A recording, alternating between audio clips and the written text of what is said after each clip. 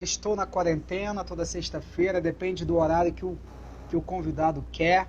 Hoje está sendo às 21 horas, mas pode mudar, mas é sempre às sextas. E hoje com Herto Gustavo Grato, poeta, roteirista, ator, é, autor, publicitário, multifacetado, multiartista. E a gente vai começar a conversar sobre teatro online. Ele está com uma peça em cartaz online, esperando ele chegar para a gente recomeçar. A gente deu uma paradinha por conta da internet, mas a gente está voltando. Vocês estão na quarentena toda sexta-feira, sempre com um artista novo ou pessoas da vida, enfim, não tem um rótulo e nem tá calhando de ser vários artistas conhecidos e amigos, mas as profissões são diversas. O negócio é diversificar e democratizar a conversa. Como está a sua realidade hoje? É um mote, né? Como é que a gente está vivendo hoje? O que a gente está fazendo hoje? Você acha que é o interesse de muitos. Bem, Arthur, vai dar certo, hein?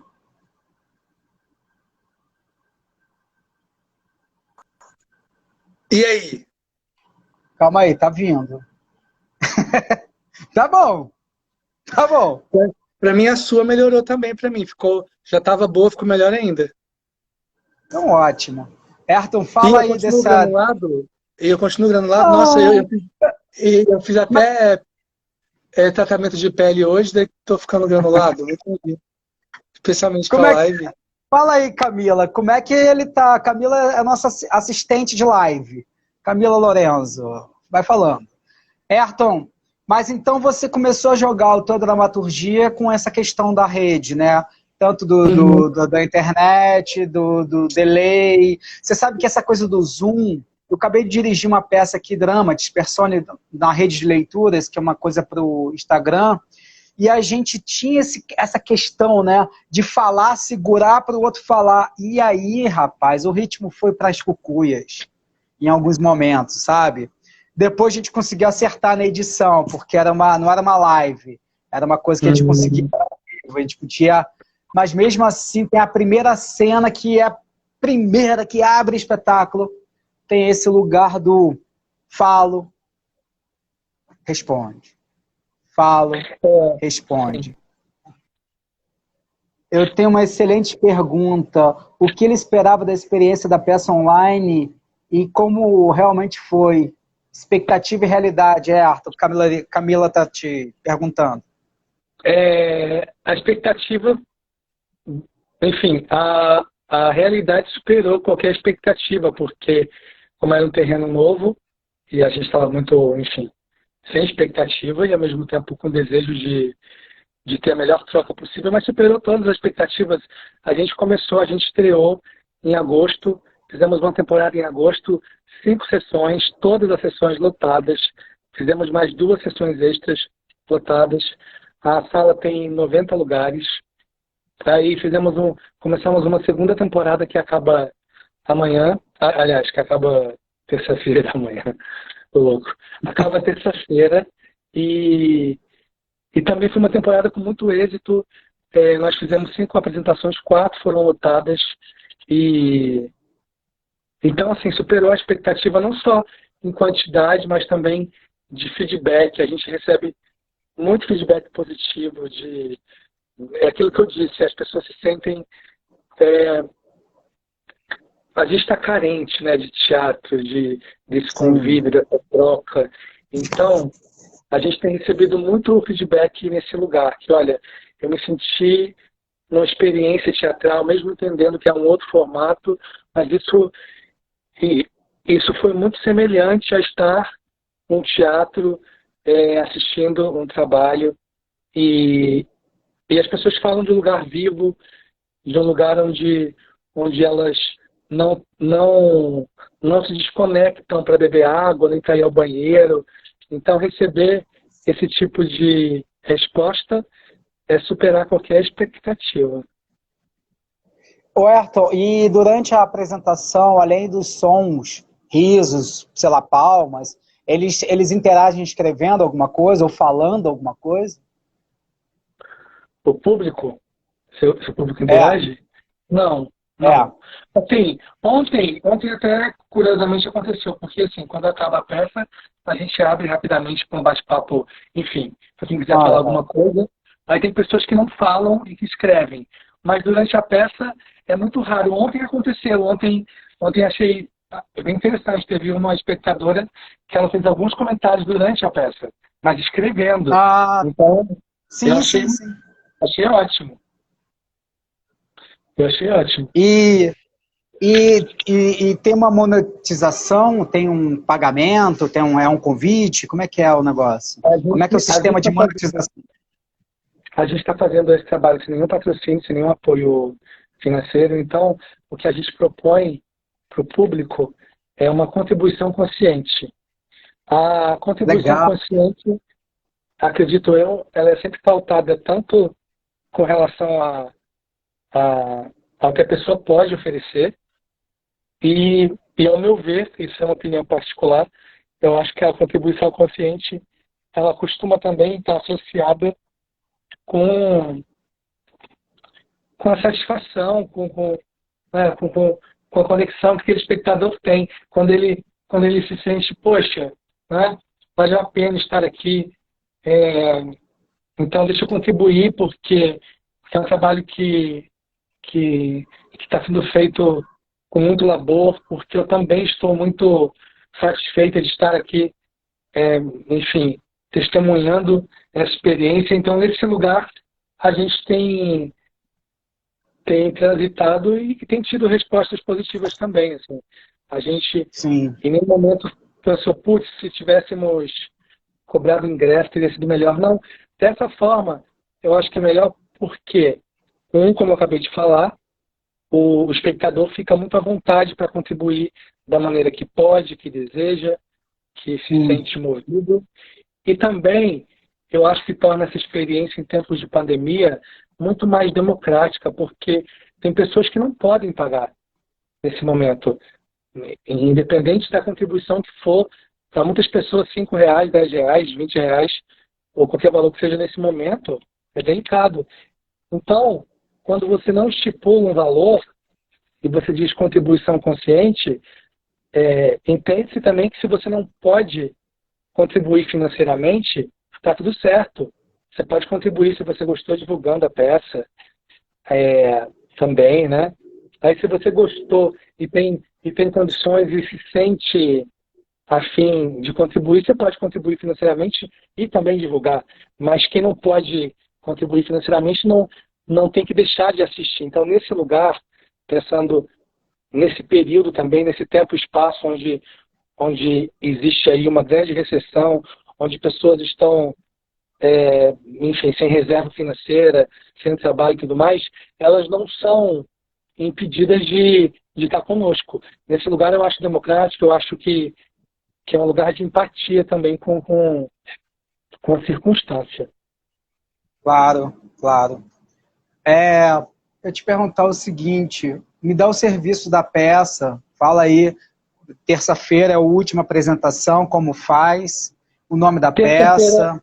Sim, Ensaio sobre a Perda, é um texto de minha autoria, eu estou em cena junto com o Hamilton Dias e o André Celan, que também é assistente de direção, faz uma participação especial como ator também. A direção é do João Fonseca, do maravilhoso João Fonseca. E eu vi uma live dele, ele estava falando, era a galera do Fudidos e Privilegiados, era uma live de madrugada. Ah, não, foi a live da... esqueci o nome. Exato, aí ele estava nessa live, aí ele falou da peça. Pois é. E a gente, sobre o serviço, a nossa última sessão é terça-feira, 21 horas, horário de Brasília. Quem está em Manaus, por exemplo, é 20, quem está em Mato Grosso é 20, mas 9 de Brasília, 21. E a gente encerra na terça-feira. Eu espero que tenha talvez mais uma sessão extra, a gente não sabe ainda, mas sempre tem essa possibilidade. Aconteceu isso na outra temporada, fizemos mais 2. Tomara que tenha mais 2, porque é muito gostoso de fazer, a gente se diverte muito, é muito trabalhoso. Quando acaba a peça, eu tomo um banho e eu apago por um dia. assim, é uma grande gincana que a gente teve que aprender, eu especialmente que sou jurássico, que tenho muita dificuldade tecnológica, eu tive que aprender a mexer numa luz, eu tive que lidar com esse bicho aqui, o ring light, aí tem uma luz colorida aqui, aí tem mais não sei o que desliga, que acende, que mexe, e que roda, e que fecha, e que abre, e que abaixa, que sobe, e que muda de roupa, e que não sei o que. Então, é uma gincana, né? É uma gincana.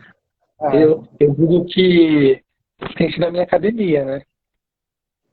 Você sabe que aqui eu estava gravando, a gente estava gravando aqui também do projeto daqui de dentro, e eu cheio de aparelhagem aqui de luz, né, de refletores, aí eu, acho que eu ia abafar aqui na iluminação, estourou tudo, rapaz. A gente estourou tudo, porque a captação da câmera do telefone celular ou da câmera do laptop, ela não tem esse dimmer de equalizar a luz de um refletor.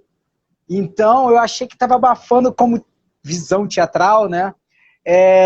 E aí ele falou, não, você tem que botar luz de casa. São luzes frias, que aí eles têm, o telefone celular e o laptop tem a capacitação de equalização da lente. Eu falei, olha, cara, não sabia, aprendi também, que é uma readaptação ou adaptação para esse novo veículo, né? É usar com essa arquitetura desse quadrado aqui, tanto do cenário de fundo, de profundidade, como de luz, incidência de luz, quão perto, quão longe você está. É uma malha, como você disse, é uma malhação de dormir depois. A tua casa vira um set de filmagem, né? Não sei se é a sua, mas a minha... Então, o que acontece? A minha família mora aqui em Mato Grosso. Eu estava passando a quarentena na Chapada dos Guimarães, que a minha irmã tem casa lá. Delícia. E uma casa aqui. Mas aí, à medida que os ensaios foram chegando mais perto da estreia, a gente entendeu que em Cuiabá, o quarto que eu tenho aqui seria o espaço ideal, mas assim, o quarto passou por uma mudança. A minha irmã fez um cenário, colocou papel de parede, de quadros, não sei mais o quê. E assim, a gente muda a paisagem familiar, né? Porque terça e quinta, de 8 às 9, de 7h30 às 9, ninguém faz barulho aqui. Que legal, que lindo isso, né? A família em função da parada. E aquela velha metáfora do teatro, né? Que a gente não faz sozinho. É muito lindo ver como que isso é uma realidade independente do formato, porque de fato não se faz sozinho. A gente precisa do auxílio, seja para ajudar a pintar espaço, seja depois para ficar em silêncio, para entender que de 8 às 9 não é o melhor horário para ir até a cozinha, porque o meu quarto é ao lado da cozinha. Então, aqui também se transformou no set. Agora me diz uma coisa, você gosta de tecnologia? Porque eu não gosto. Eu me interesso. Eu me interesso porque ela chega para nos ajudar, usar a tecnologia para nos ajudar como ferramenta, não como filtro, mas como angulação, como luz, como perspectiva. Por exemplo, eu fiz um texto ontem, fiz uma experiência ontem, estou experimentando muito. Aí fiz uma experiência ontem de uma performance aqui na minha varanda. Eu tenho uma varanda grande, graças a Deus, aqui consegui em São Paulo. E, tipo, é uma varanda grande mesmo. Assim, se você vê assim, ela é grande, ela é profunda. Nossa, é né? enorme. Aqui para na parede, e aí tem uma varanda grande. E aí eu estava fazendo uma experiência ontem com um texto de um querido, que é o Will Romano. E eu fiz mesmo com o texto na mão mesmo, e botei dois telefones celulares para ponto de vista. Usei as luzes que eu tenho, que não é nada demais, que essas luzes essas luzes amarelas, só que são econômicas.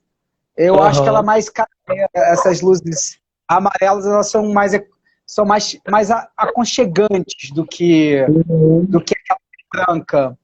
Aí eu fiquei experimentando, aí eu tô curtindo esse lugar. Aí eu fiz, e depois eu comecei a brincar de edição, de usar o ponto de vista. Quase um cinema mesmo, uma edição de cinema. Botei desculpa, agora eu fui tirar, que fudeu tudo. usar o microfone só no telefone celular e o outro só tinha as imagens. Eu comecei a achar que assim, posso brincar um pouco de videoarte. Aí eu não é que gostar, mas eu acho que a ferramenta e o tempo, que eu também estou em quarentena, estou seguindo em casa, que é interessante e que não vai sumir, né? Sim. Calma aí. Não vai sumir, né, Arthur? Isso não vai sumir, ele vai andar junto. Eu dou aula e vai estar voltando algumas oficinas nas escolas para criança. Então, me ligaram da escola para começar a voltar da aula de teatro. Aí perguntaram o dia, o horário. Essa ferramenta de online vai continuar. Ela tem a opção de você Sim. ir presencialmente. A Cal também está assim. Se você pode escolher entre ir presencialmente ou você ficar em casa vendo a aula online. Vai ser uma condição quase. Eu também Até ter a acho, vacina né? para todo mundo. Então eu acho que é um E, lugar legal de experimento. sim. E eu acho que é uma janela que Fala. se abre, né, Bruno? Eu acho que é uma janela que se abre que depois vai ser mais uma linguagem, vai ser mais uma Sim. possibilidade. Até naquele aspecto que eu falei, porque a gente conquistou agora, a gente experienciou essa possibilidade de fazer uma peça para o Brasil inteiro. Então isso tem um valor, Aham, né? aham, aham. Isso tem um valor. Eu Não, acho que isso vai ser anexado fala. eu acho que isso vai ser anexado no nosso, enfim, na nossa experiência de ator, no nosso corpo, no nosso ator que também está pensando em empreender e Aham. alcançar outros públicos. Eu acho que é mais uma ferramenta. Você sabe que eu ouvi um podcast também de uma menina que faz. É o youtuber, né? Aí falou: como é que você tá trabalhando? É o período que eu tô mais produzindo e trabalhando, né? É aquele. Então, para essas pessoas que já trabalhavam com essa ferramenta, eu estou tentando achar um ângulo aqui que eu queria deixar carregando. É, ficou excelente, porque elas pôde estudar em casa, produzir de casa, não precisar mais sair, e foram o momento que as pessoas que trabalhavam já de youtuber mais cresceram, né? Você viu o Felipe Neto aí, eu vi no jornal, uma das 100 pessoas mais É, influentes do mundo. Porra, sim, é foda. O cara deve ter produzido conteúdo em casa, sem sair de casa, e descoberto novos caminhos dentro dessa ferramenta incríveis, assim. Novos sim, textos, até para saber quem está podendo ouvir. Tem muito mais gente ouvindo. É esse lugar, é essa ferramenta, né? Mas também tem a questão que eu fiz uma live com o Alan Castelo, que está na França, e ele sim, falou: assim que reabriu o teatro, as pessoas estavam ávidas a estar presencialmente vendo. Então, não. sim. Ninguém vai ao teatro. As pessoas foram ao teatro, lotaram os teatros. Agora deu uma baixa lá, porque eu acho que talvez volte para algumas cidades para isolamento, para questão de casa. Ô, Ayrton, deixa eu ir para uma coisa que você está em Mato Grosso. Aí eu queria ir para esse teu translado, Mato Grosso, Rio de Janeiro, o porquê, o que faz você sair de Mato Grosso para o Rio de Janeiro? É, eu fui em busca de formação como ator. Eu me formei aqui como publicitário e atuava Ah, numa agência de, de comunicação como redator, mas eu queria cursar uma faculdade de teatro ou fazer um curso técnico, enfim. Queria, queria buscar esse caminho. E eu fui para o Rio, fiz Martins Pena, passei na Martins Pena, aham, cursei a escola Martins Pena e uhum, aposentei ali o cara que escrevia temporariamente, porque até então eu entendia a palavra associada no universo da publicidade, né? Jingle, campanhas institucionais, sim, campanhas comerciais. Eu não tinha, eu não almejava me tornar um dramaturgo, embora me interessasse por cinema, por TV, por novela também, mas eu não tinha de forma objetiva um desejo de trabalhar escrevendo dramaturgia. Mas quando eu entro na Martins Pena, eu começo a sentir falta da palavra, de poder construir a palavra, de poder, né, construir os ressignificados a partir da palavra. E eu penso, como é que eu posso unir o publicitário com o ator, sendo que eu não posso ir para uma agência de publicidade fazer estágio, porque não dá tempo, porque eu tenho que cursar teatro, eu preciso pagar o aluguel. Então, como é que eu posso juntar, casar a palavra com o ofício do ator? Aí eu passo a me interessar também por dramaturgia e começo a pesquisar, a fazer cursos, e assim se dá esse caminho. Mas a motivação foi essa. E eu me formei em comunicação social, aí eu passei em letras e comecei a cursar letras e eu descobri que eu estava me sabotando de uma maneira fofa.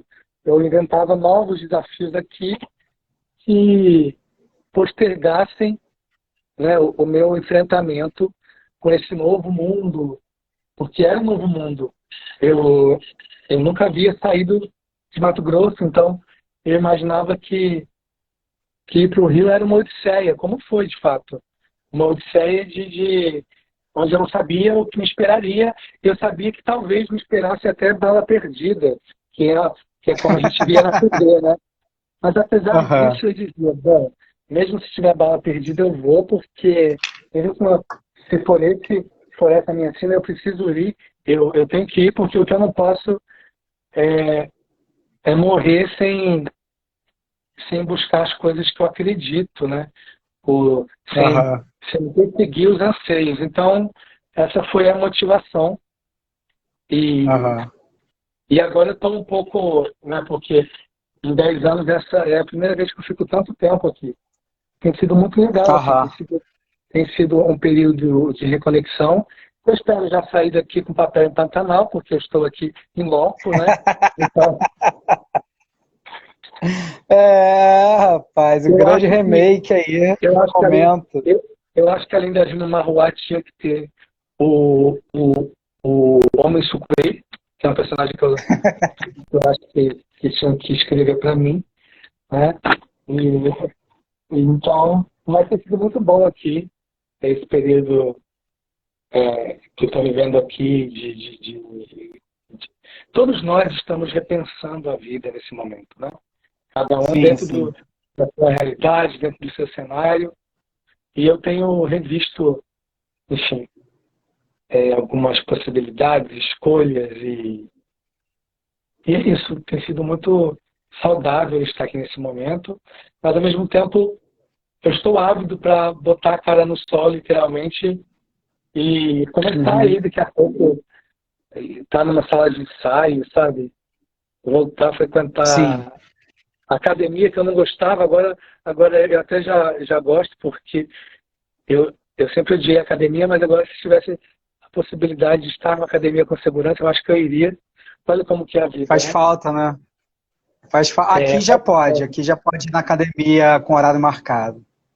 Aqui também já pode, mas eu não me sinto seguro, e eu nem considero a academia, na minha realidade, uma prioridade, porque se eu quiser fazer atividade física, eu tenho um parque, eu tenho um quintal, então eu, dentro dos meus valores, assim, ir à academia não é necessário, como não é necessário ir para um bar, como não é necessário me aglomerar socialmente, porque, ai meu Deus do céu, é aniversário de alguém que eu amo muito, então eu tenho que ir. Não, eu não vou.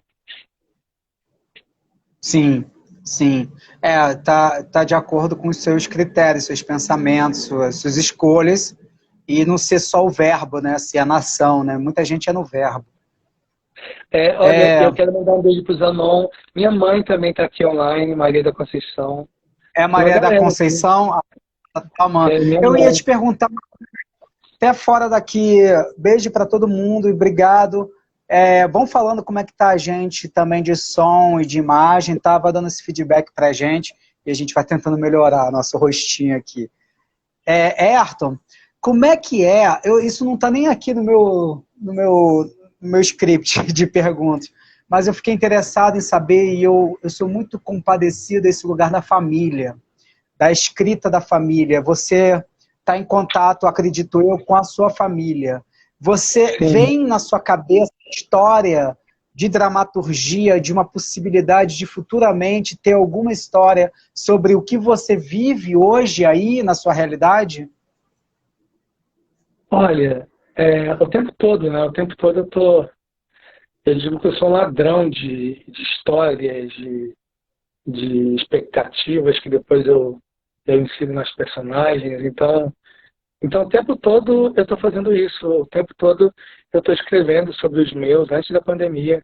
Eu estou o tempo todo espelhando nas personagens expectativas, frustrações, anseios, dúvidas, escolhas que as personagens reais à minha volta ou dentro de mim atravessam também. Então, isso com certeza.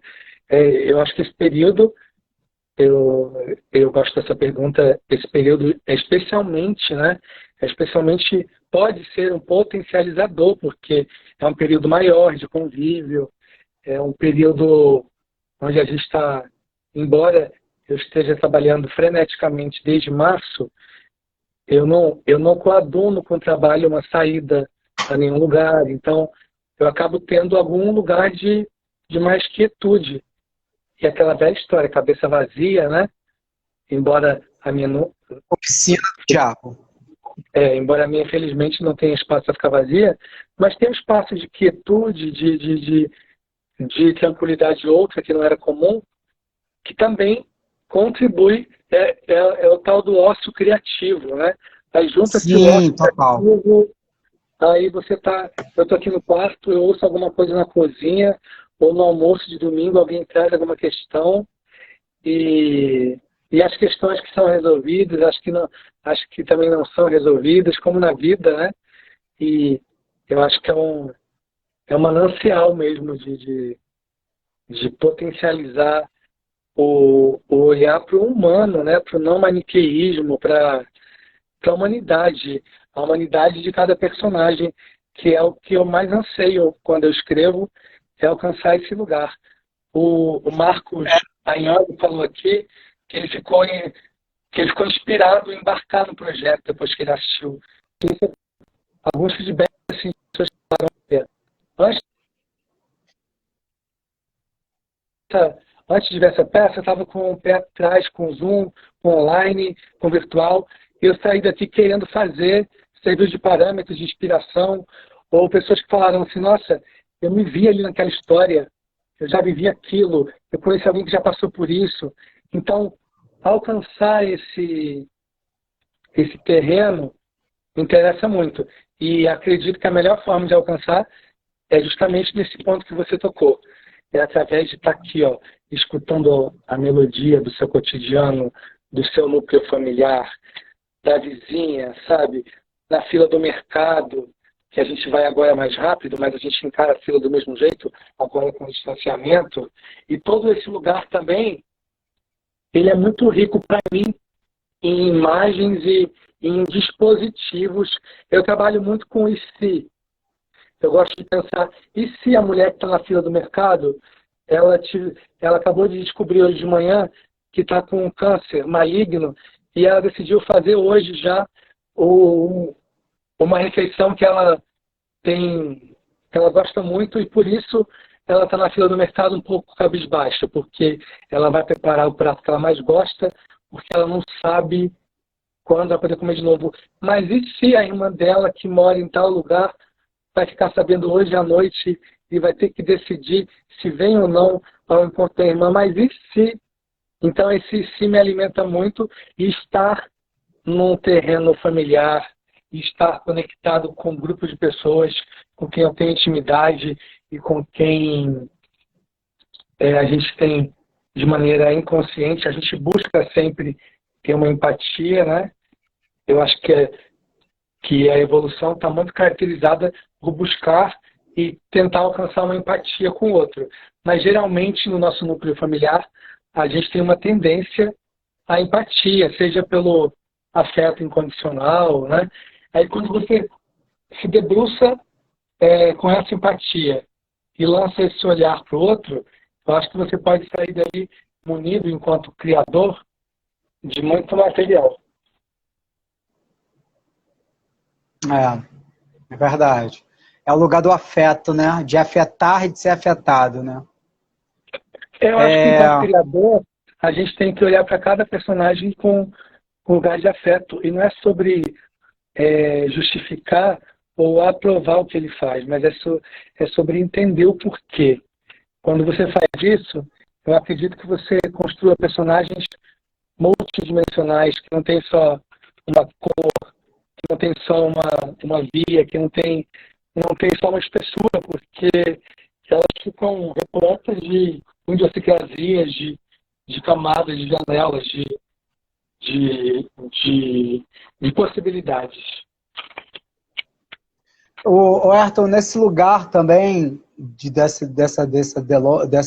coisa que você falou, eu queria te perguntar o seguinte: se tem algum tema, alguns temas que você gosta sempre de tocar e de escrever, e se tem, por exemplo, eu vou pensar do Kaufman para o cinema, me ver agora.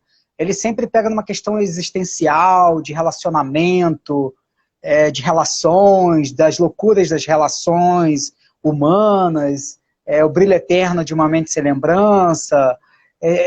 No caso dele, lida muito com a relação de casal, né? E aí eu queria saber quais são os temas que você gosta muito de tocar.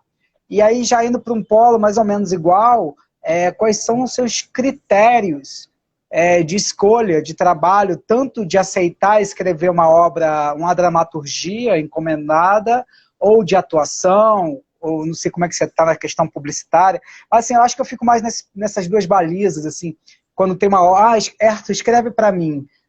Qual é o critério de você aceitar? Lógico que tem a questão monetária, mas qual é o seu critério de aceitação sem ser só a monetária? Tanto de ator como de dramaturgo ou de autor. E o que você gosta mais de escrever? Que é onde você se sente mais afetado e mais com tesão de escrever? Bom, a questão monetária, ela não é o ponto mais importante. Ela é fundamental para uma parceria comercial, mas ela não é o que determina eu acolher um tema, uma ideia.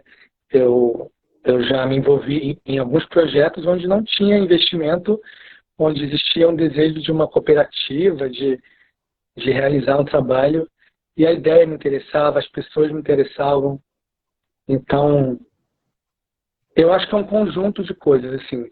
O primeiro passo para que eu me abra desculpa, Roberto. O Will Romano, eu falei de você, do seu roteiro, hein? Do seu texto que eu acabei já de decorar mais ou menos, já fiz o seu texto, vou lançar em breve no ar aí na IGTV, tá, Will? O Will era o roteirista do Daqui de Dentro, dessa dramaturgia dentro da casa. Desculpa, Ayrton. E bem-vindo, Miltinho, também, querido, que fez a peça com você. Olha, a Marina está aqui também, Marina Elias. O Hamilton, que divide a cena comigo e que idealizou esse projeto comigo, está aqui também. O Daniel Hess está aqui também, meu professor amado. Flávia. Ele também foi meu primeiro professor, Daniel. Olha, que delícia. Rafael Barcelos aqui também, Paulo Leitier. Boa noite, gente. Mas então, como eu dizia, eu acho que tem alguns pilares. O primeiro é o seguinte, para pensar sobre desenvolver uma dramaturgia, eu parto de um primeiro lugar que acreditar, enfim, em quem faz parte daquela ideia. Eu gosto de estar buscando construir relações com pessoas que eu acredito, que eu tenho, ou que eu tenho interesse de conhecer, que eu não conheço, que a gente também não acredita em todo mundo, que tem pessoas que você não conhece, e você para você acreditar sem conhecer. Né? Mas então, eu parto primeiro de um desejo, ou de já ter o desejo de trabalhar com a pessoa, ou de estar desejoso de conhecer aquele profissional. Aí vamos para o segundo ponto. Ele quer falar sobre o tema X ou Y. Para eu acolher esse tema, entender, eu posso escrever, eu tenho ferramentas para poder pesquisar e depois desenvolver uma dramaturgia para esse profissional, o tema tem que me interessar. Eu não tenho que estar apaixonado pelo tema, porque tem uma frase que eu gosto que é muito assim: você não tem que fazer só aquilo que você gosta, você tem que gostar daquilo que você faz. Então, assim, o tema pode ser novo, pode ser distante do meu cotidiano, mas pode ser um tema que me interesse saber e me aproximar dele. Então, isso para mim é fundamental, eu ter tesão naquela ideia ou ter o espaço de construir um tesão. Né? Porque tem certos temas que você sabe que você não quer falar sobre aquilo num determinado momento. Né? Por exemplo, hoje, se me chamassem hoje para escrever sobre o Holocausto, eu não seria a pessoa adequada nesse momento, onde a gente está atravessando esse período. Eu não teria dispositivos de tesão para querer falar sobre esse tema. Então eu diria, olha, eu não sou a pessoa adequada. Então eu acho que o tema é que relação eu posso construir com ele de tesão. Porque eu acredito que a minha escrita, ela se paute muito por esse lugar de estar interessado em falar sobre aquilo, em estar interessado em conhecer, em descortinar as personagens que são imbuídas desse tema, desse questionamento. E então esse é o princípio, eu acho, da ideia. Eu já disse não a convites onde eu entendi que eu não era a pessoa ideal, porque era um tema que não exatamente que era um tema pesado, mas assim, sei lá, eu já recebi, por exemplo, uma proposta de escrever um determinado tema de humor que eu achei que naquele momento eu não seria a pessoa adequada e como a gente não tem como você fugir da escrita, né? Ela, enfim, você fica numa caixa, você não tem para onde correr. Se correr, ela te pega, se ficar, ela te come. Então, assim, não dá para ser pautado só pelo monetário, porque escrever já é muito trabalhoso, né? Quando o tema te acerta ou quando você se aproxima dele. Agora, escrever sem ter qualquer espécie de relação, para minha realidade, é impossível. Aí você me diz, então você nunca vai escrever, então você não trabalha numa sala de roteiro? Sim, eu trabalho numa sala de roteiro, mas eu busco fazer sempre esse movimento de entender as possibilidades de quais são as características daquele projeto, daquela ideia, daquele tema que me interessam. É sobre esse movimento de gostar do que se faz. Mas eu não teria nenhum pudor também em dizer não para um grande projeto se eu entendesse que eu não vou poder contribuir, até porque eu estaria dando um tiro no meu pé. E com relação ao que você me perguntou, sobre o que eu escrevo, os temas, eu também me interesso muito sobre, e tenho me interessado cada vez mais sobre esse olhar na fechadura de uma intimidade, de um casal. Me interessa muito dialogar, pensar sobre o que tem por trás das vidas perfeitas, sabe? Especialmente da classe média alta ou da classe média média. Me interessa muito desconstruir e revelar. Talvez revelar seja muito arrogante. Eu prefiro descortinar a perfeição que o sistema às vezes impõe que segmentos familiares tenham que exercer e sustentar, e geralmente são pilares insustentáveis, né? Porque mais do que nunca a gente está tendo que lidar com máscara, né?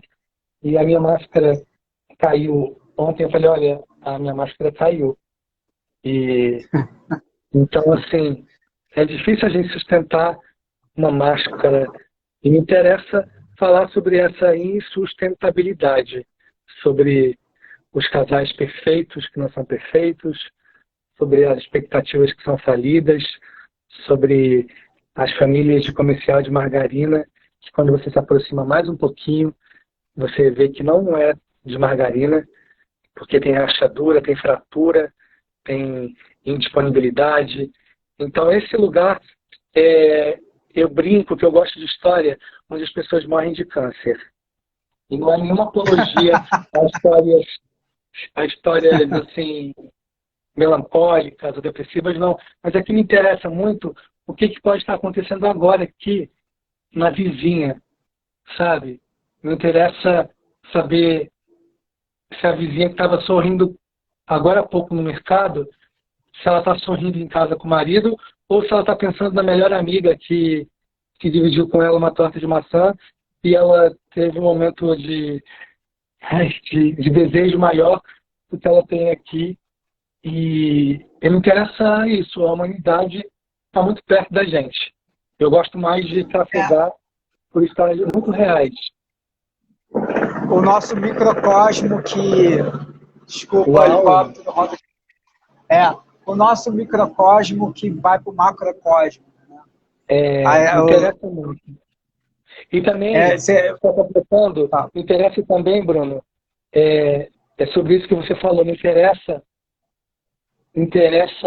as guerras particulares que são acionadas a partir de um lugar muito medíocre, ou muito pequeno, ou muito ínfimo, como, sei lá, um livro caiu, e a partir do livro que caiu, a gente destrói um almoço de domingo, sabe? Porque na hora que o livro caiu... Sensacional. Sabe? Aí a gente entende que, caramba, se desse para retroceder, a vida seria tão solúvel, mas aí o livro caiu, aí eu te disse, pega para mim, por favor. E você não pega, pode pegar? Pega você. E daquilo ali, sabe, a Terceira Guerra Mundial acontecer entre a gente. Esse lugar me interessa muito, que é um lugar que eu acho que flerta com algum lugar nonsense, porque é nonsense, as relações humanas são nonsense nesse lugar, quando a gente para olhar que a gente às vezes se desestabiliza por um lugar muito ínfimo, né? Mas assim, embora tenha essa atmosfera nonsense, eu acho que ela consegue traduzir, enfim, os meus anseios enquanto espectador também, enquanto leitor, enquanto autor também, enquanto ser humano, porque quando eu escrevo também eu acabo, enquanto espectador, repensando a minha vida a partir das personagens que eu ajudei a construir também. É o ponto de identificação e o ponto de reconhecimento, né, que a gente quer tanto, né, da plateia, né, da reconhecimento, da identificação, do poder de reflexão e sobre a identificação. Você sabe que você estava contando... Fala. Pode falar. Você se coloca no lugar do outro, né, quando você reconhece, identifica, né? Empatia, né? Empático, né? Ser empático sobre a história do outro. Sim. E só para fechar essa pergunta, a metalinguagem também tem me interessado cada vez mais. Me interessa utilizar a metalinguagem enquanto recurso para entender esse processo criativo, mas não de maneira panfletária. Entendo panfletário, eu acho que a gente precisa construir obras panfletárias, porque eu entendo o panfletário enquanto lugar de você reagir, provocar e fazer motim mesmo contra situações, circunstâncias, comportamentos e pensamentos que você não acredita. Isso para mim é panfletário, mas eu acho que vulgarmente as pessoas acabam reduzindo qualquer movimento ou qualquer dramaturgia que tenha um cunho mais político ou um pensamento mais direto, enquanto panfletário, como se panfletário fosse negativo, né? E o que eu não dialogo e considero interessante e tento não construir as obras que eu acho que têm um fim mais panfletário, é quando o panfletário tem um lugar informativo apenas, sabe? Porque para me informar, eu não preciso ficar uma hora vendo uma peça. Eu posso ler, eu posso pesquisar. Então, esse panfletário, que eu acho que nem é panfletário, é informativo, né? Mas esse informativo não me interessa. Então, quando eu penso na metalinguagem e que vou pensar sobre esse processo de criação e coadunando com alguma ficção ali, eu tento fazer também com que não seja informativo. Porque informativo você vai lá e lê. Enfim, tem uma série de autores que você pode ler Sim, para pensar roteiro, Vogler, entre outros. Maqui, sim. enfim. Eu gosto muito do Comparato. lugar até que a Companhia dos Atores faz com... Eu estava vendo hoje a live do Companhia dos Atores e eles falando sobre o processo do ensaio Ponto Hamlet, de 2004. Eu vi a peça de novo e achei ela tão atual, assim, tão bacana de ver, de 2004, né? E a montagem deles é super contemporânea no sentido de estar passando o tempo e ela continua autêntica, né? Maravilha. E, e, a, e aí eles estavam conversando sobre o processo deles, da produção da peça, e tinha esse lugar de o que na obra do Hamlet nos atravessa como um interlocutor que vai contar essa obra ao público, o que nos atravessa. Então vamos trazer os nossos temas que tem a ver com Hamlet para dentro da peça. E aí eu vi o Henrique Dias, interpretei do meu jeito ele falando, que eles não querem uma resolução, eles querem provocar. Eles não querem fechamento de uma ideia, eles querem provocar que as pessoas saiam provocadas, né? Isso eu achei muito bacana como um termo de dramaturgia cênica, de encenação. Eu quero provocar, eu não quero resolver a história dos outros, eu quero provocar produções de reflexão, para você tirar a sua resolução. Isso, dito isso, eu vou ter um parênteses sobre uma história que eu contei, que você falou dos vizinhos. Eu passei os 55 dias aqui na Chácara da Cantareira, isolado. É um lugar bonito ali, super de casas bacanas, assim, passei com a Aline lá. E aí a gente estava na piscina, era um lugar privilegiado, e às vezes até o próprio lugar privilegiado é uma questão, porque você fica 55 dias em isolamento no meio de uma mata, começa a virar uma questão, porque você não ouve mais nada, você não vê mais nada, só vê mato, tudo vira uma questão, depende do seu ponto de vista, se você não está bem consciente. E aí a gente estava pegando o sol do lado, e do lado, na parede do lado de lá, no muro de lado de lá, tinham dois senhores. Aí, é muito legal essa coisa do teatro, que às vezes a gente não precisa, é o teatro de rádio, né? Aí eu só vi uma senhora assim, você tá aí, Rodolfo, de novo, pelado, pegando sol? É isso mesmo? Você deve estar aprontando, Rodolfo. Não falo mais com você, não falo mais. Eu já paguei aquele apartamento na capital lá de São Paulo, vai para lá. Você vai para lá, eu não te aguento mais, sempre estou fazendo alguma coisa errada. Rodolfo, por que você está pelado na piscina? Cara, isso é genial. Que são um Maravilhoso. casal que deve ser, tá há anos juntos. E o cara deve pegar. Aí eu pensei nele de celular. Aí já comecei a criar uma dramaturgia das selfies dele, dos Maravilhoso, nudes maravilhoso. dele. E a mulher, Maravilhoso. nossa, isso eu achei genial, a gente ria. Eu nunca mais esqueço. Esse tipo de teatro eu nunca mais esqueço, né? Que é o teatro do microcosmo, né? Com Nossa. certeza. Querido, deixa eu encerrar essa e abrir outra, para a gente não cortar. Eu tenho que perguntar como é que você está de ator, quem são seus mestres e mestras, quem você gostaria que dirigisse sua peça, e aí vem tanta coisa. Tá? Eu vou encerrar essa, posso começar outra? Claro, claro. Vamos lá. Então, gente, apareço na próxima, eu vou encerrar essa aqui, para começar outra e não cortar no meio do assunto. Beijo, Ayrton. Beijo. Apareçam. Beijo, beijo. Obrigado, gente. Vem para a segunda parte.